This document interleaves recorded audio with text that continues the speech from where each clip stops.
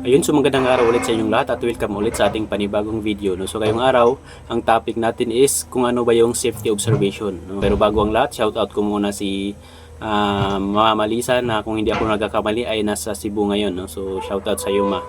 No? So ano ba yung safety observation? No? So ang safety observation po kasi is ginagawa ng safety officer daily. No? So meron mga hitang unsafe act or unsafe condition or wala, meron pa rin ginagawa sa safety na daily safety observation. So, ang safety observation po kasi is nahati sa dalawa. No? So, merong good observation at saka merong bad observation. No? So, ano yung mga example ng good observation? No? So, yun yung pagsusuot ng appropriate PPE, tapos yung pagkakaroon ng standby na fire blanket at saka fire extinguisher doon sa hot works. No? So, yun yung mga good observation natin, mga good practice.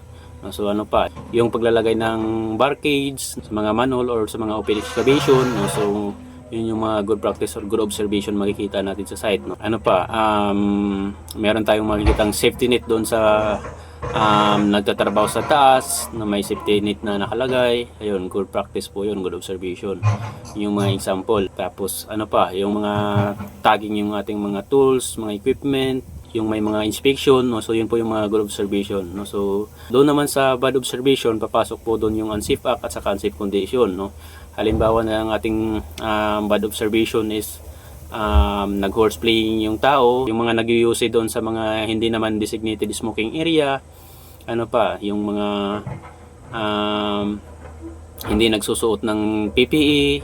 Tapos doon naman sa unsafe condition, yung paggamit ng mga damage na lifting gear or yung mga tools, tapos yung pagtatrabaho doon sa mga slippery na workplace, ito yung mga poor housekeeping, makalat yung area, yung mga ganun, mga unsafe condition po yun.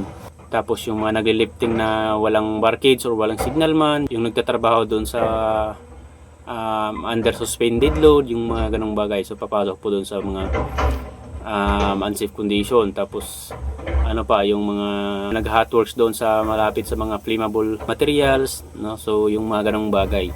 So araw-araw meron at meron makikita si safety officer ng safety observation, mapa good observation or good practice man or doon sa unsafe act or unsafe condition man sa site. No? So yun yung safety observation. No? Ulitin ko, ang safety observation is a proactive process na ginagawa sa isang safety officer. No? So yun lang naman at sana meron kayong natutunan para sa video natin na ito. So maraming salamat and God bless sa inyong lahat. Thank you.